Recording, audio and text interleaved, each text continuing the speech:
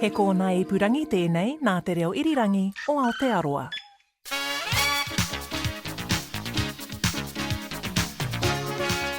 Hi, this is comedian and depressed alcoholic James Nokise, and you're listening to Eating Fried Chicken in the Shower, a podcast about headspace and happiness. From my safe space, the shower, with fried chicken. This episode, we're talking to international comedy superstar Rose Matafeo. We'll talk about reconnecting with New Zealand. I honestly don't think Kiwis understand how big you are in the UK. Even though I try and tell them every time in supermarkets, I'm huge overseas, guys. Yeah. Reconnecting with her fans.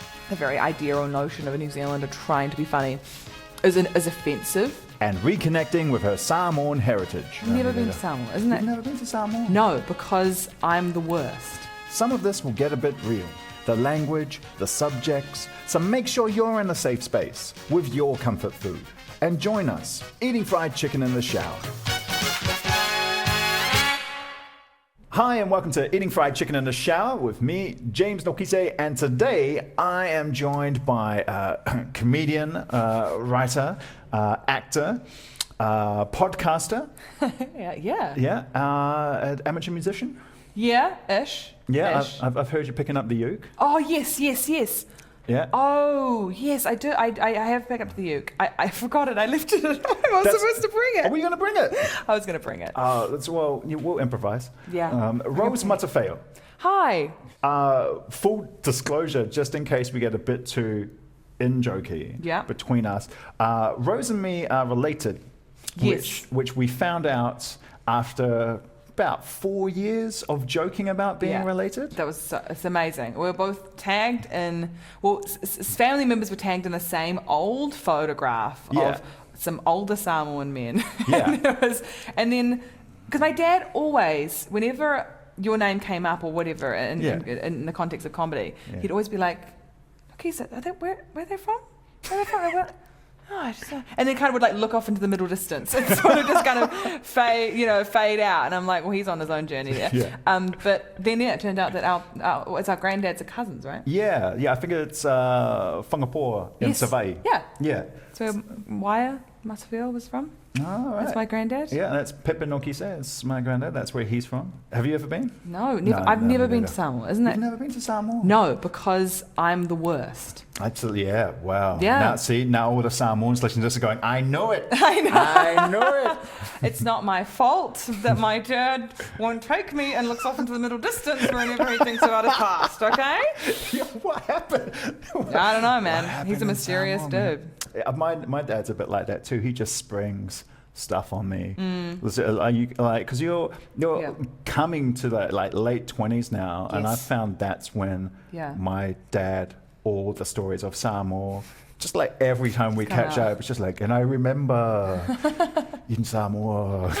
My dad was born here, and so he's more into. He actually is a big fan of this podcast. Oh, really? Yeah, he does listen. He's pretty happy that I'm going to be on it. So I can't wait to like censor myself talking about my own dad. But my dad, he's born here, so his kind of stories are always like more like walking me around Ponsonby and being like, that's the house I was born in, that's the church that I went to, this is and then now it's all just middle class people living in villas that have I remember I was taking photos of him in lockdown. I was going for like a distance walk with him around Ponsonby. He loves to talk about it's great. It takes me on a walking tour of basically the history of Ponsonby way back in the day.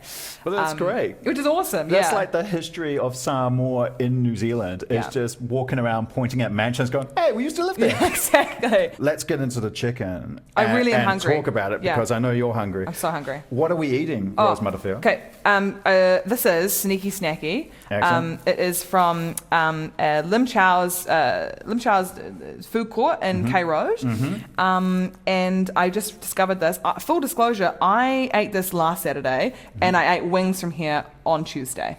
So #blessed. And the crinkling sound you're hearing is gloves. You got a glove. Plastic gloves, because it's always a good sign. Yeah, because it's so basically the whole this is a donut fried chicken burger. So the fried chicken comes in a donut, which you can Amazing. get glazed or unglazed. Oh Thank my goodness we gosh. got unglazed. Oh, this looks so good. Oh my God, I'm so happy. So you can get it glazed. I will say, Yeah. when you get it glazed, it does look pretty. It's reminiscent of something, and I won't say what, but it's a full-on thing to watch someone eat it. But yeah. Okay. All right, here we go.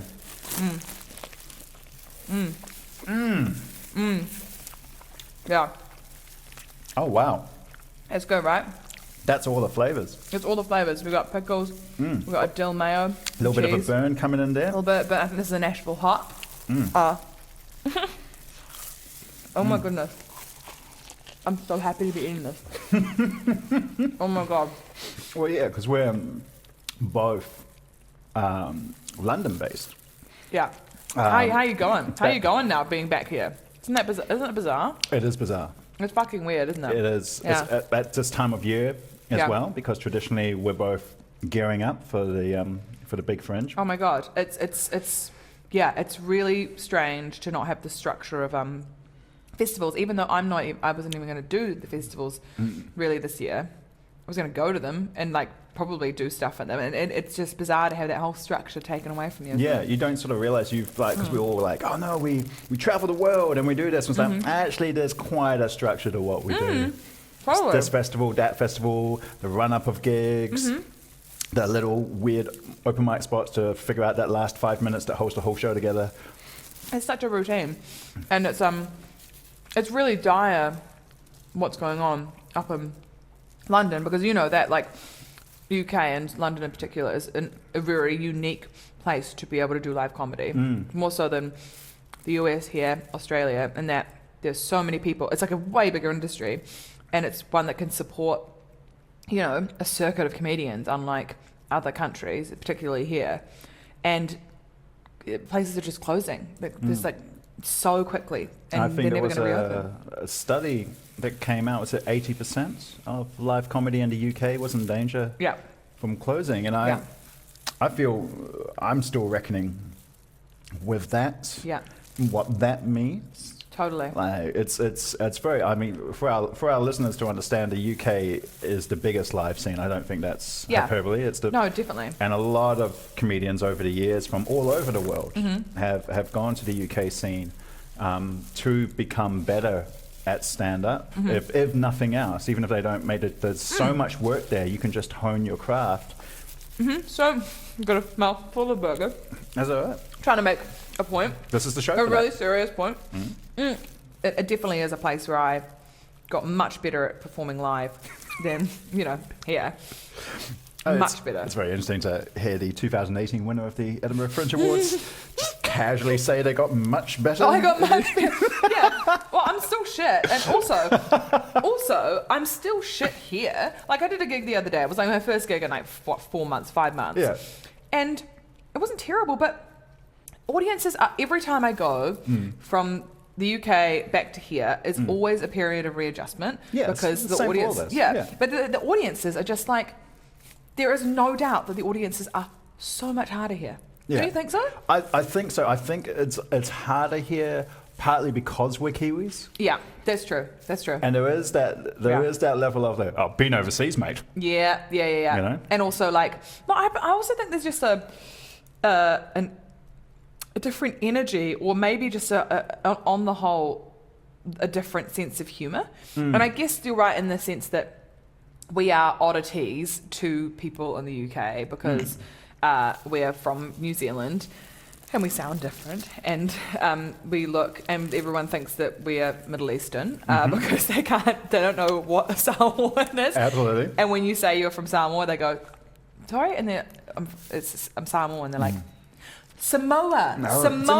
Yes. I'm sorry, you mean Samoa. And I'm like, I don't think so, but thank you for correcting the way that I say the country that I am from.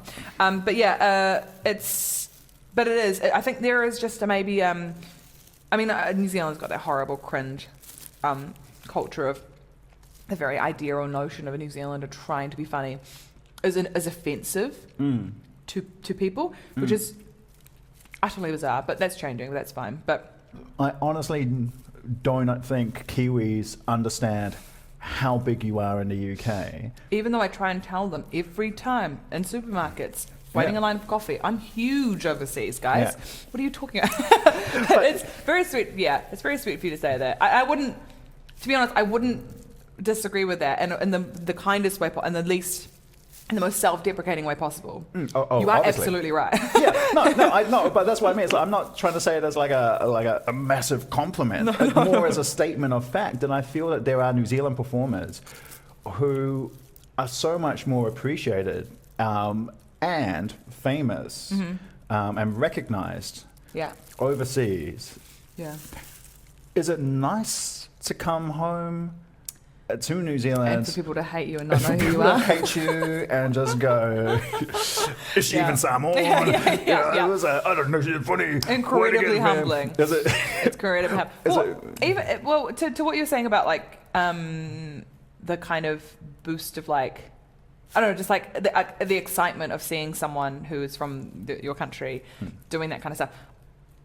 In such a strange way, I feel that about myself in a really detached way, and not in a way of going. It is almost a detached way of going, this is so exciting because I'm from New Zealand. I find it entertaining. So like, on the tube when I'd find like, there'd be like Taskmaster things on the tube. I'd be like, this is hilarious. This is ridiculous and surreal and shouldn't be happening because I am like not from here. I'm just a little worm and I've managed to weasel my way onto UK television, and I find it, and it was the same thing with just all the Edinburgh stuff. I just found it really shocking and more surprising of the fact that people liked the stuff I was doing. And again, I had this problem with the other day. I was trying to explain this feeling, and then a friend was like, "You're describing pride," and I'm like, "Oh, that's it. Oh, I understand what. This is pride, but it's pride to genuinely represent where you're from on that kind of, stage, the comedy stage, in the UK and stuff. So, I appreciate that that's a cool thing, but I do find it really weird that I have more work in the UK than I'd have here, and that still to this day when I come back here, it's much like, I think more people know that I do comedy, but I don't think as many people like my comedy here as they do in England, which is bizarre. I don't know. You're not still getting asked the question though? What? Are you still doing comedy? Are you still doing comedy? Are you still doing? What are you up to? What are you doing now? What are you doing now? What are you doing? Is that comedy? Yeah. You overseas now? Is that where you are? I always get. So are you? No, it's more like, are you? You're living here? I'm like, no, I don't live here. I'm just. Oh, cool. How long have you been in London? 4 years. I've been away for 4 years. Has no one noticed? My family has noticed slightly. Friends always like, so how long are you up here for? Indefinitely. But then obviously that's changed now. Eating fried chicken in the shower for the relatives you know and the ones you've just met. Was it a planned visit coming back? Here? Yeah. Or no. Because I was here for my parents' birthdays, and this lovely series as well. But mainly the birthdays. But mainly the birthdays. No, ma'am. Okay, I'm going to take another bite and I'll explain what happened. I won't take another bite. So basically all of this kicked off. At the start of the year, I did a bunch of stuff. I managed to shoot my comedy special in a live venue in January when this definitely was around London, which is very interesting to think about in retrospect. But basically it got to March and I was just about to start filming the BBC series that I had written, and with my friend Alice Nedden, and we were on our way. So all this stuff was kind of happening. COVID was getting worse and worse. Boris Johnson was talking about herd immunity. I specifically remember him talking about herd immunity when I was in an Uber on the way to Magic Mike Live in Leicester Square, possibly the craziest place to go amidst the COVID threat, but I was like, I'm getting this in. I'm getting it in. Yeah. And then I'm out. Yeah. But we were on our way into do a read through with the whole cast, and we were a week out from shooting, and then we were on our way, and I was like, something's going to happen. And I got in that morning, and then the producer came out of a meeting and was like, okay, so little change of plans. We are shifting all of the filming to October, and you are going to write a second series of the show, and so we could possibly do 2 series back to back. So the moment that happened, Alice booked her ticket home, her flight home, and I was kind of freaking out, being like, what should I do? And then the next day, as she was leaving to go get her plane, I booked a ticket, so I left about 24 hours after her. So essentially it went from me about to start a 6-week shoot for my sitcom in one day to 24 hours later, packing, drunk, crying on the bus on the way home, openly, getting home, drinking a whole bottle of red wine, packing incredibly poorly, and getting on a one-way flight back here to write the rest of the show, crying the whole way. And I've been here for 5 months now, and I'm heading back in August. But Can I have 2 questions. yes, One, what were you crying over? What? Yeah. What? Good question. Because there's a lot of things. I'm not asking as in like, why would you cry? I'm asking. crying over you, There's pussy. so many things to cry over. What particularly were you crying over? I was crying over, weirdly, not like the project stopping at all. Part of me was like, yeah, fuck it, because I am also incredibly nervous about being in something. And I was like, yep, that's fine, whatever, shit happens. I was more crying about, I think it was just intense anxiety about uncertainty and being on and it was the one-way ticketness of it, and like the fact that I genuinely have just been living out of a suitcase, very privileged to do so, because it means that I've been able to travel and work everywhere, but I've been living out of a suitcase for like about 4 years. And I'd finally kind of settled in London, and I was like, cool, this is awesome, I've got this work, set out, I'm going to be here for at least a whole entire year without any interruptions of work and going back to New Zealand.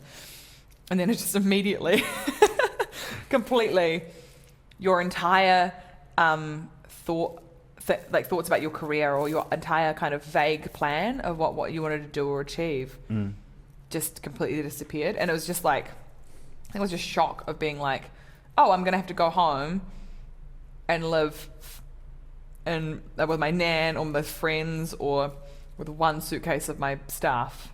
And it was just really sad, and just like sad leaving friends up there, and now I'm going to have the exact same thing leaving here.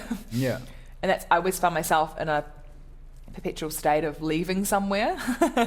And it's such a horrible feeling. Like, it's good because it means that, you're with places with people you love and you, happy. But yeah, it's a real mind fuck, I think, with it. But I think that was what I was crying over. But I'm really only really happy when I'm doing stuff and making stuff and being active.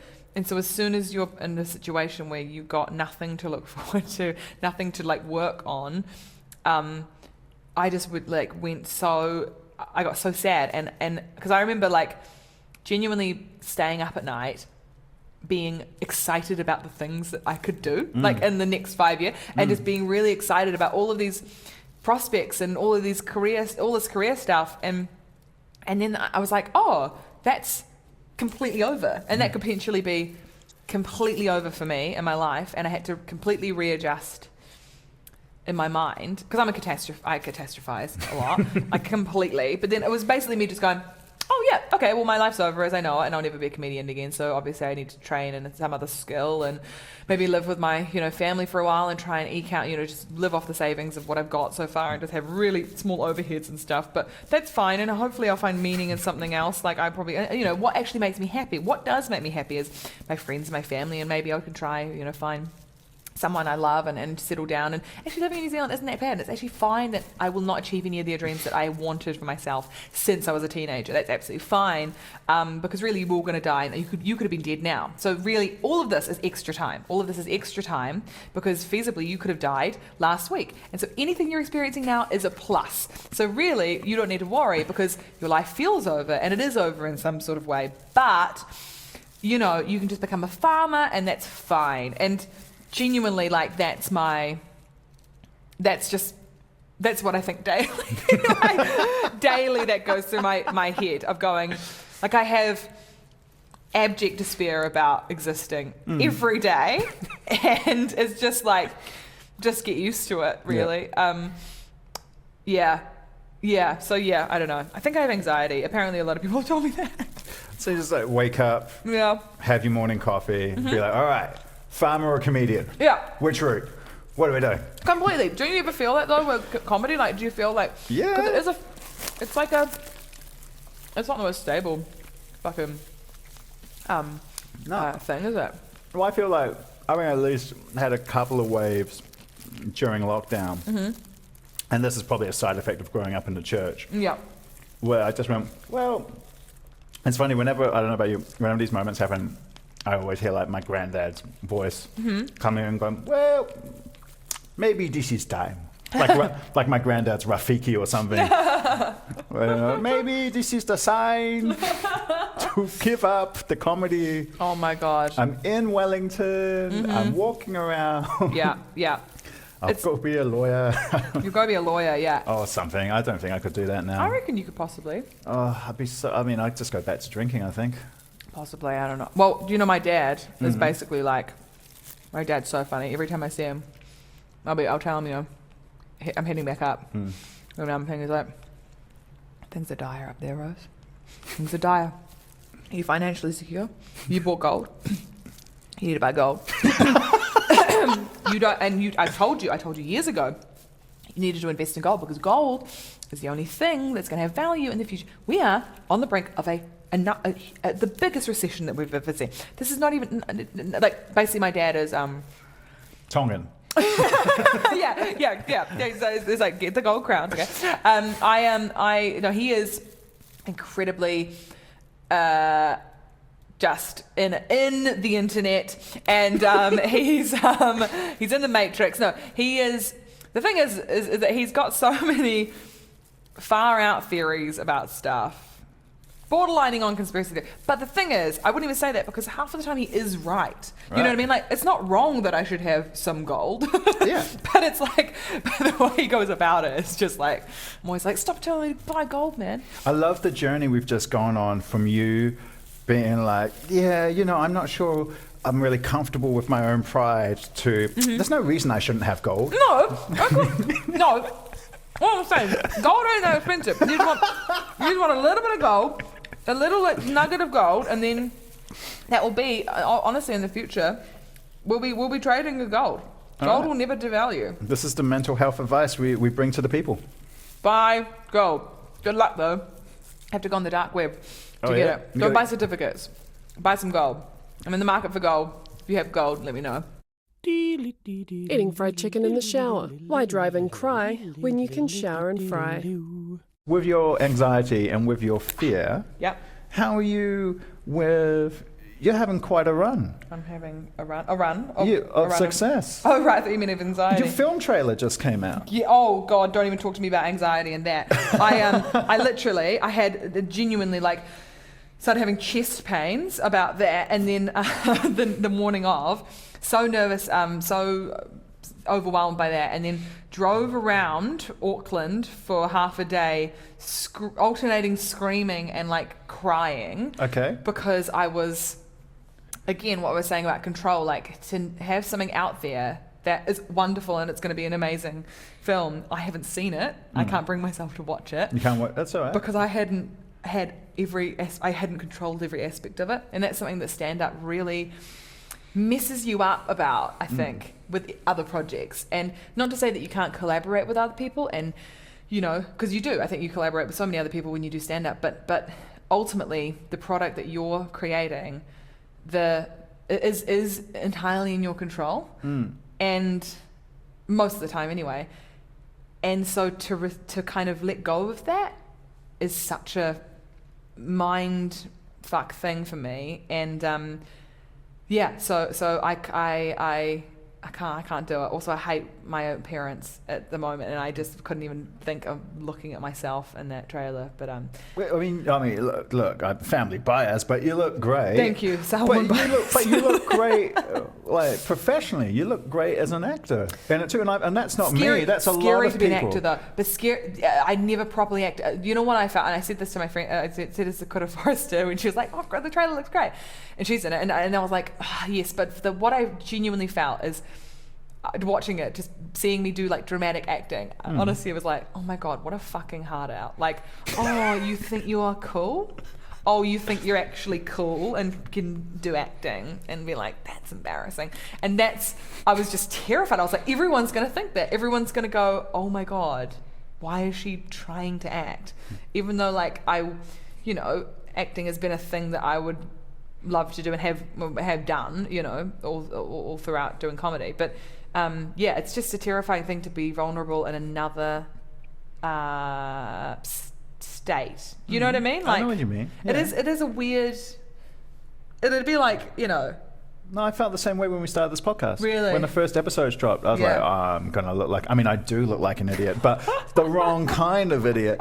Do you always bully yourself with the voices of your 17-year-old contemporaries?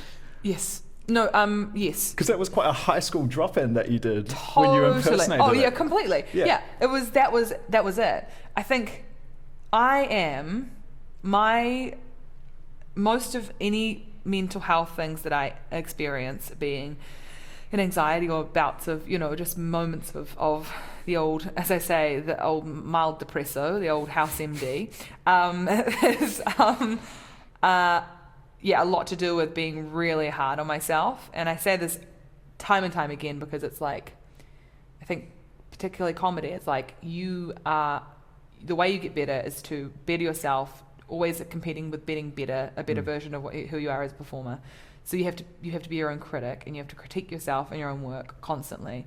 But when there's no one, when that voice gets bigger than the voice defending you, and then when that voice then seeps into other aspects of your brain that don't have anything to do with your performance and your work, that's like, it becomes this thing where it's like you fall into these patterns and habits of, whenever you have a good thought about yourself, constantly piggybacking that with a criticism or humbling kind of thought, or bringing you back down and going, no, it's not good enough, you need to be better than that. And then that just then starts kind of, you apply that to other aspects of your life, and then it just gets out of control to the point where you have like, it's hard to explain, like I'm like, it's a compulsion to have the negative voice, like always. It almost feels good, like that's a very strange thing, but it feels good to have a negative voice and like, I know that's the most fucked up thing of all time. And I think that's the problem, is undoing that kind of sort of compulsion to make yourself feel bad. Is there a comfort in that? I think there is a comfort in that, and maybe there's a comfort and the fact that, if I've got a bad voice and I'm feeling bad about myself, that means that I'm going to have to push through and prove it wrong, and which is like not always true, not always right. You know what I mean? Like sometimes you can't prove that wrong, because also there's also an assumption that any critique or negative thought or bad thought is a rational thought, when oftentimes it's an irrational thought. But because we kind of like connect cynicism and all of that stuff with almost this like, it's on the side of truth or being rational, you forget that those are not the ends of the spectrum. You know what I mean? Like so it's something I need to definitely control and be nicer to myself. If I was impartial to being me, if I wasn't me, I'd be furious at how I feel about myself. But so you have issues with control, and you need to learn to control that. Yes, exactly. I see. I mean, do you think that the solve to having issues with control is to let go of control? Do you know what I mean? Like, I don't know if that's the solve. I think that's the cliche. Yeah. But I've found, in my experience, it's more embracing collaboration. Yeah. Which I think is sort of what you do with your big collaborator is Alice Snedden. Yes. And so I think you're definitely on that pathway. It is, and Yes. of course you work with the Snort Improv. Snort Improv. Yes. So there's, I've had issues with control, Yeah. and I remember back earlier in my career, it definitely affected my ability to work in other mediums. Yes. Like Yes. to write in theatre, things like this with radio. And yeah, so I don't think just let go, man. I don't know if that's a way. I'll ask our clinical psychologist, Sabja help. Absolutely. But I do think collaboration. Yeah. If it's not the pathway, then it definitely helps ease the internal tension. Totally. Gives you another perspective. It gives you what would you call it? Perspective. That's it. I mean, even with death, like I've got massive death anxiety. I've had Really? totally. I had a really bad, a couple of years ago, and it kind of fades in and out, but it's always present, and it's always like, it's just a constant thing. And I was talking to my friend Johnny about it, and he put it so perfectly because it's so true. He's like, death is unacceptable. It's unacceptable. It's just it is, and it sounds so funny to say, but it is unacceptable in the sense that it's how can you accept a state of being that isn't being, like that you can't fathom not existing, so therefore you can't imagine that, and that's the scary part of it. I mean, it's an uncertainty, isn't it? But it's like, because you can't accept the fact that you can't experience the opposite of living. Because it's the opposite of it is a lack of experience, right? Yeah. That's what makes it so terrifying. And I've found no peace in any way of dealing with that kind of anxiety, because I don't necessarily believe in anything, existing beyond that. But I really wish there was. One thing I do think, I'm just so I've had such an amazing time doing comedy as a career and been so freaking blessed to have those opportunities that I did work for sure, but I just can't, it's awesome. But do you think the death anxiety fuels the work ethic? 100%. So this is my thing, I think, is that I tie being in lockdown was really interesting. I was like, it just became so clear to me that I tie my entire the personal value system, or the way in which I value myself as a person, on capital. You know what I mean? Yeah. And it's on capital, it's on the amount of work you do, and then what you make, and how people take that. Is that Rastafari teaching? It is so opposite anti-capitalist vibe of my whole fucking family, And then I was like, fuck, capitalism has done me one, because I don't value myself at all beyond what I can make and do. Albeit, it's in the arts, so it's pretty, a little bit airy-fairy, but I just realized, I was like, the reason I feel shit about myself right now is I'm not making something, and I'm not doing something, and I don't feel any value in myself as a person otherwise, because I think definitely family and friend relationships and, traditional life kind of things have suffered because you've kind of followed a dream. And I think it is definitely a sacrifice to go to try and do career stuff and to travel so much and be alone so much of the time and work really hard to do stuff in comedy. You 100% sacrifice, being around your family, being far away from your family, being having relationships, having the idea of having a family. Like, for me, I'm like, I have no interest in having a child because I enjoy what I do, and I don't want to be a sub mum, not sub mum, but not like the, not the mum that I would, possibly want to be, because I would have to sacrifice something else that I love. Although that's a whole nother thing, in that I think it's cool for for women not to have children a lot of the time. Yeah. I think we need more role models like that. but yeah, I think you definitely do sacrifice You don't security. have to whisper that one to me. I'm not going to scared pull an my dad older will hear cousin it. thing. What are you talking about? A child is a sacred thing. You must.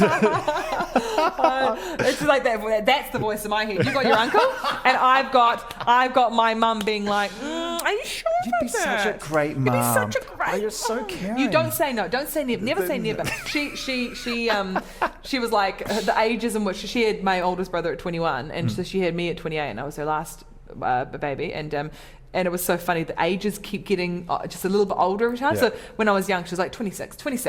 Have your first one 26. Fine, absolutely great. And then it's getting older and older, being like, 28's fine as well. 28's fine. Now she's just given up. She's like, do what you want. Who cares? I don't really mind. I know part of me was scared for when the biology of my body perhaps is kind of tricks me into wanting kids. It will happen in a couple of years, and I need to really kind of just work against it. I really do. I like, doing crafts, Yeah? Is that your vibe? Yeah, I just like my hobbies. I like doing my thing. And ultimately, if tomorrow, if I touch wood, died tomorrow, a regret would not have been not having kids. Yeah. So, But I've done a lot of stuff already. What kind of crafts do you do? I do crochet. I do a little bit of embroidery.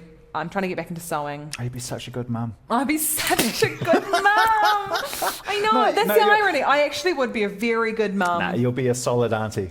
I know. This is You'll it. be a solid This auntie, thing, man. I've got a niece now, and Yeah. I love her, and I love her. She's the cutest little baby, and I love her. But I don't feel a maternal instinct with her. But I feel a strong auntie instinct with her, and that I was like, oh my god, we can go on holiday when she's older.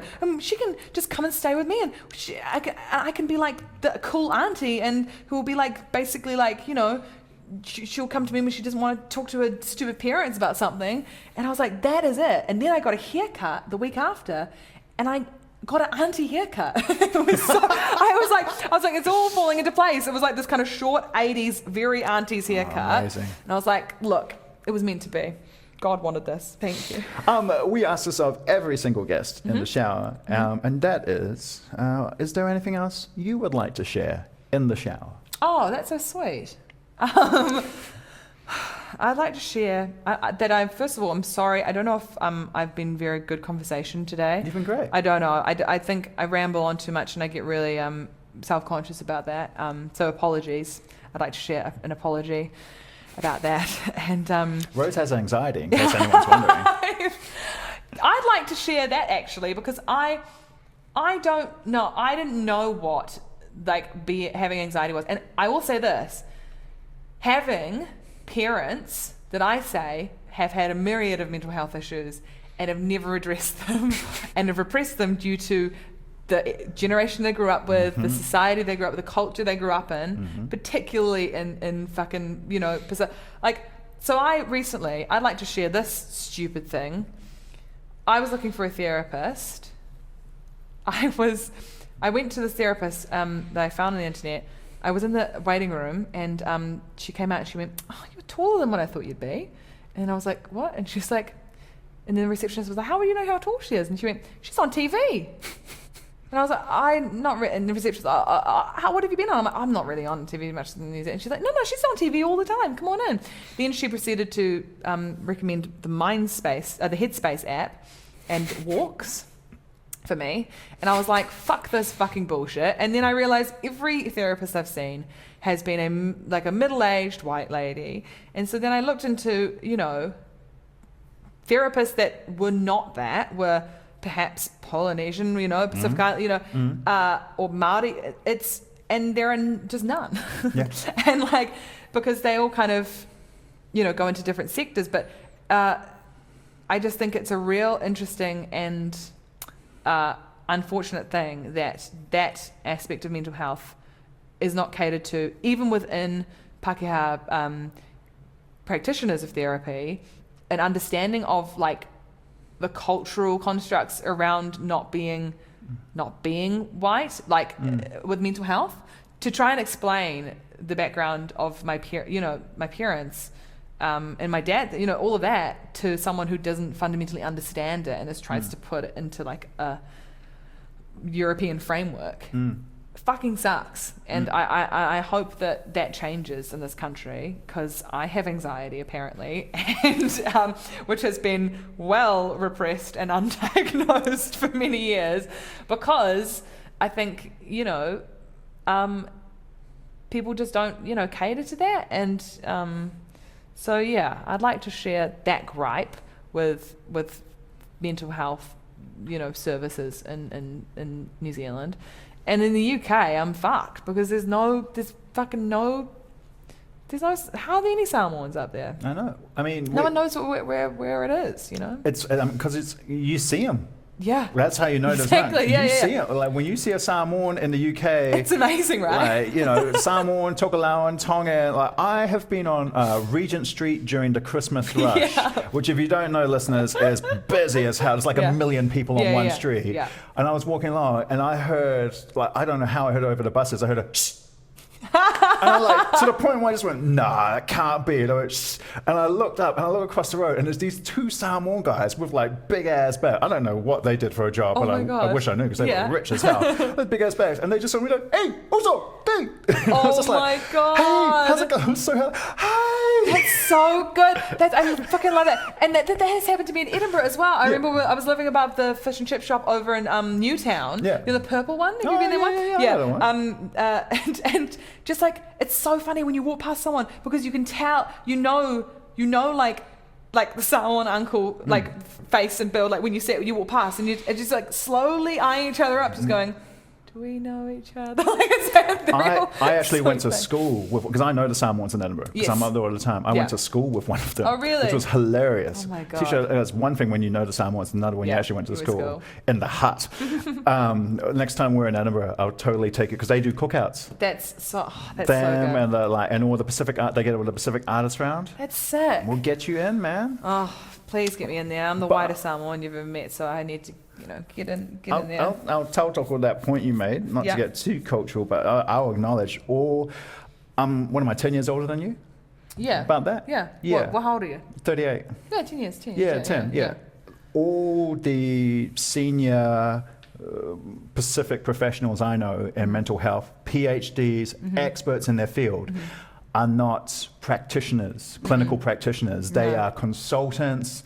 They are working in building the structures. They're doing all the development, but on the groundwork, you're absolutely right, 100%. It's very hard to find Pacific professionals. It's a little bit, and I will stress, a little bit easier for Maori. As it should be in their own country. 100%. But yeah, finding that Pacific voice. And when I needed counselling for alcohol, I was very lucky in that my counsellor was a very old Pakeha woman, but with Māori and Pacific family. Yeah. So while she wasn't of the culture, she was in the culture, and she had the framework, because that means so much. Yeah, and it's not even necessarily like, you know, it is. You're right. I mean, it's just that they're all in the more public health sector, and that's good, because they're kind of hopefully changing things from in a bigger level. But it's even just an understanding of just do a certificate, do a course list all the things that you specialize in on those websites. Yeah. Which are so many things. Just even an understanding of how things are different for when you're of a different culture, and just to even ask questions about that is really interesting, and would be such a helpful, awesome thing for people to provide. But hopefully that's something that changes. But yeah, man, I'm just sick of telling these, you know, white ladies my problems and them not understanding most of them. And look, don't get me wrong, I've got a lot of white ladies in my family, you know. Me too. You know, but it's very hard when you're talking to a white therapist about how one of the issues is that you're pretty white. Yeah. Exactly. And they're like, "How is this a problem?" And you're like, "Well, you've clearly never been called plastic in your life." Exactly. I know. Fuck. I know. We've got to change this, man. We've got to do something about it. Preach. This podcast will do a lot of work, you know. Hopefully the right people are listening. We'll be the face of it. The half Samoans who are like, Thank you for coming to half Samoan sermons. and between us, we make a full Samoan. Yeah. It's really exciting. That's how it works. That's how it works. Yeah. Rose Matafeo, thank you so much for coming and sharing some awesome chicken in the shower. Thank you so much for the chicken. It was delicious. I really appreciate the hospitality. Appreciate you. Thank you so much. Eating Fried Chicken in the Shower was produced by Charlie Bleakley and presented by me, James Nokise. The engineer was Blair Stagpool. The executive producers for RNZ were Justin Gregory and Tim Watkin. Subscribe to our podcast however you just found this podcast. Or, if you're listening on the radio, go to RNZ's podcast page and look for the chicken. And when you rate us, only give us 5 stars. Remember, more stars, more chicken. And if you want to share your safe space or comfort food, tweet me at James